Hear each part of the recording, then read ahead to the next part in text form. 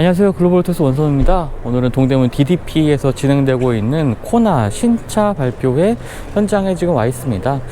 따로 프레젠테이션은 없었고요. 지금 출시된 차량들이 전시되고 있는 모습 보고 계시는데요. 현장에는 다양한 색상의 지금 코나가 일단 준비가 되어 있습니다. 저희 판매되고 있는 모든 색상이 다 조합이 되어 있고요. 지금 아마 가장 베이직한 컬러라고 할 수 있는 화이트라든지 그레이 컬러, 그리고 한쪽에는 검은색 컬러, 레드 컬러, 강렬한 레드 컬러도 보여주고 있고요. 기존 코나에서도 봤던 이 형광 색상의 독특한 옐로우 컬러도 좀 특징적으로 보여주고 있습니다. 일단 좀 차량에 가까이 가서 한번 어떤 특징들이 있는지 살펴보도록 하겠습니다. 자, 코나 같은 경우에는 최근에 좀 판매가 부진한 모습을 보였었습니다. 좀 아쉽긴 하죠.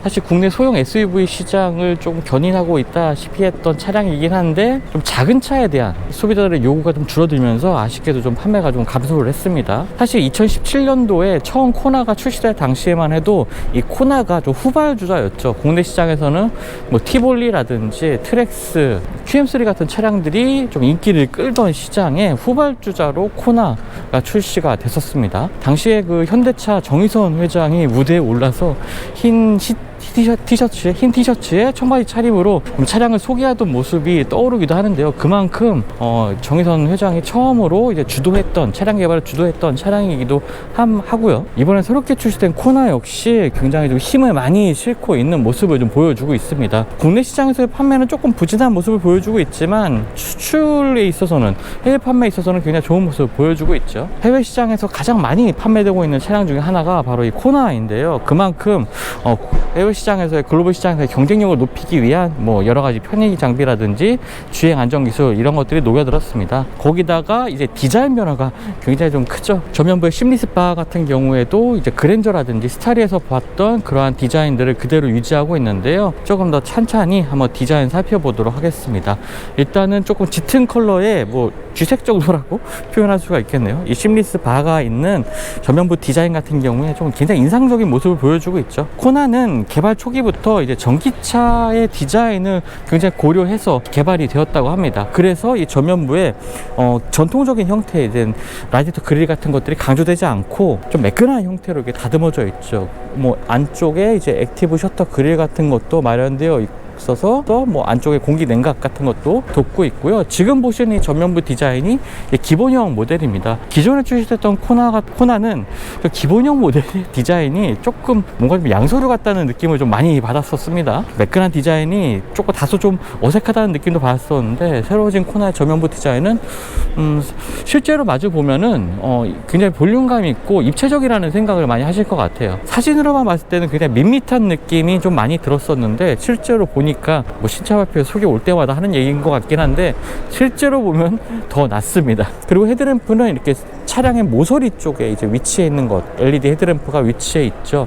몇몇 분들은 이 부분이 이제 너무 모서리 쪽에 있어서 차량이 부딪혔을 때 헤드램프의 파손이 너무 우려된다라는 걱정도 하시는 것 같은데요. 사실 헤드램프의 파손은 어떤 식으로 부딪히냐에 따라서 큰 차이가 날 것 같고요. 이 부분을 이제 직접적으로 타격하게 된다면 당연히 코나뿐만 아니라 다른 차량들도 크게 파손이 될 것 같고요. 기존의 코나도 이 위치에 헤드램프가 위치해 있었기 때문에 이번 코나의 디자인으로 인한 문제점이라고 보긴 조금 어려울 것 같아요. 이 휠은 18인치 휠입니다. 지금 19인치까지 선택이 가능한데요. N9 같은 경우는 이제 19인치가 좀 잘 어울리기도 하고, 전시된 차량의 이 모습을 봤을 때는 조금 작다, 한 인치 좀 키우는 게 이 외관에서 봤을 때는 조금 더 멋진 모습을 보여줄 것 같긴 합니다.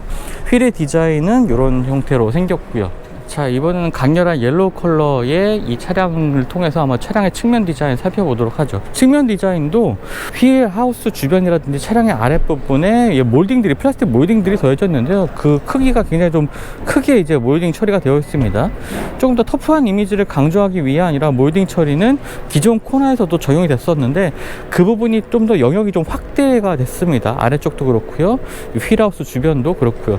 거기다 헤드램프를 감싸는 부분까지 좀 연장되어 있어서 굉장히 넓은 부분을 차지를 하고 있죠. 그리고 한 번 좀 다시 말씀드리겠지만 이 헤드램프 같은 경우에도 차량의 제일 끝단에 헤드램프를 옮겨오면서 굉장히 넓은 이 전면부 이미지를 강조하고 있고요. 거기다 이 심리스 바가, 주간주행등 바가 좀 더 차량을 넓어 보이게 만들고 있습니다. 그리고 굉장히 좀 인상적이었던 부분은 이 측면의 라인입니다. 이 1열과 2열 글라스 아래쪽에 이어지는 이 크롬 라인이 차량의 뒤쪽까지 쭉 위로 올라오면서 굉장히 경쾌한 느낌을 주게 되고요.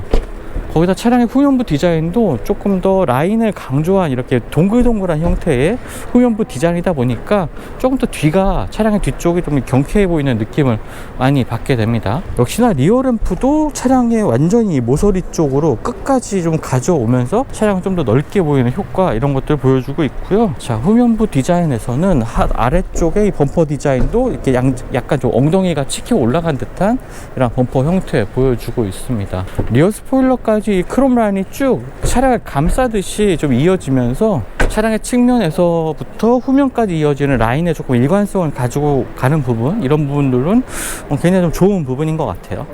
실내 공간 한번 살펴보겠습니다. 지금 가장 눈에 띄는 부분은 역시나 이 12.3인치 디스플레이 두 개가 연결되면서 이제 하나의 커브드 디스플레이를 구성한 부분이 되겠고요. 지금 이 차량 같은 경우에는 외장은 완전히 검은색입니다. 이런 것들이 지금 실내 뭐 대시보드라든지 하단 쪽은 검은색으로 되어 있고, 시트는 좀 밝은 베이지 색깔로 되면서 굉장히 좀 대조적인 모습으로 조금 매력적인 모습 보여주고 있고요. 도어 쪽 같은 경우에는 이렇게 패브릭 재질과 뭐 플라스틱, 우레탄 소재들이 좀 함께 혼용된 소재를 좀 보여주고 있습니다. 스티어링 휠도 지금 손잡이가 파지되는 부분이라든지 아래쪽에 뭐 살짝 이렇게 도드라진 부분들도 있고요. 여러 가지로 잡기 편한 형태로 조금 조형이 되어 있네요. 아, 그리고 지금 이 앞쪽에 실제로 불이 들어오는 부분은 아닌데요. 그 전기차 아이오닉 시리즈에서 봤던 이렇게 표시들, 인디케이터 표시들이 표시들과 흡사한 형태의 이런 디자인이 코너에도 적용이 됐습니다. 스티어링 휠 디자인도 굉장히 독특한 형태로 되어 있는 것을 좀 확인할 수가 있고요. 아이오닉도 그랬는데 이 옆에가 특별히 무슨 용도가 있는 건 아닌 것 같네요. 그냥 패브릭 소재로 그냥 면이 또 되어져 있습니다. 인포테인먼트 시스템 구성 화면이 조금 더 깔끔해졌다는 인상을 받게 됩니다. 새로운 인포테인먼트 시스템이 적용이 됐고요. 그래서인지 조금 더 깔끔하고 미니멀한 형태의 이러한 계기판 디자인, 속도계 디자인, 이런 것들을 좀 확인할 수가 있습니다. 여기에 뭐 무선 업데이트 당연히 지원을 하게 되고요. 인카페이먼트 시스템이라든지 여러 가지 스트리밍 서비스도 가입해서 사용할 수가 있습니다. 그리고 또 하나의 큰 변화는 요 기어 노브, 기어 셀렉터의 형태겠죠. 아이오닉에서 봤던 이러한 독특한 형태의 이런 기어 셀렉터가 적용이 되면서 전기차다운, 흡사적 전기차가 떠오르게 하는 기어 셀렉터의 디자인이라고 볼 수가 있겠습니다. 잡았을 때의 느낌도 괜찮고요. 실제로 사용해보면 굉장히 편리하게 사용할 수 있고, 무엇보다도 가장 큰 장점은 이 센터 콘솔 아래쪽의 공간을 굉장히 넉넉한 이 수납 공간으로 사용할 수 있다는 장점을 가지고 있죠.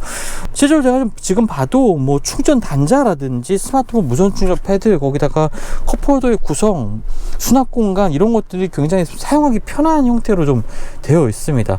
기어 셀렉터 하나 좀 위치만 바꾸면 이런 식으로 좀 편리하게 사용할 수가 있게 되겠죠. 기어 셀렉터가 요즘은 이제 바이와이어 형식이죠. 그냥 전선으로 연결된 형태이기 때문에 이렇게 공간을 좀 넉넉하게 사용할 수 있는 장점을 가지게 됐습니다. 아래쪽에 공유장치 버튼들도 뭐 네모난 형태의 이러한 버튼들이 약간 좀 빈 공간이 좀 보여지긴 하는데 이러한 구성들로 되어 있고요. 아래쪽에 USB 포트 같은 경우에도요, 뭐 충전을 위한 포트 아니면은 데이터 전송을 위한 포트, 이런 걸로 좀 전환을 할 수가 있는 기능도 다른 차량에서는 보기 힘든 기능이기도 하죠. 물론 코나가 처음은 아닙니다. 기존의 현대차 그룹에서 출시됐던 차량에도 최근부터 이제 적용되기 시작했던 기능이기도 하고요. 고속 충전 방식, 뭐 무선 충전 패드, 이런 거 다 지원을 하고요. 12V, C버튼 깔끔한 형태로 이렇게 마련이 되어 있네요. 아래쪽에 드라이브 모드 같은 경우에는 이 다이얼을 돌려서 바꾸게 됩니다.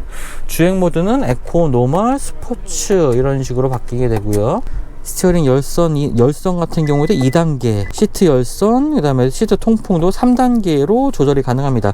빌트인 캠 2.0이 적용이 됩니다. 물론 이제 옵션으로 선택하게 되는 경우에 빌트인 캠 2.0 버전을 이제 빌트인 캠 2.0 버전을 장착할 수 있게 되고요. 새로운 빌트인 캠 2.0 같은 경우에는 조금 더 블랙박스로서의 활용도를 제대로 좀 갖춘 거기 때문에 뭐 외부에 이렇게 블랙박스를 다는 것을 조금 선호하지 않는 깔끔한 분들이라면 이 빌트인 툴을 활용해 보시는 것도 좋을 것 같아요. 자, 그리고 조수석 앞쪽에는 이렇게 트레이도 따로 마련이 되어 있습니다. 이 부분은 이제 패브릭 재질이고요.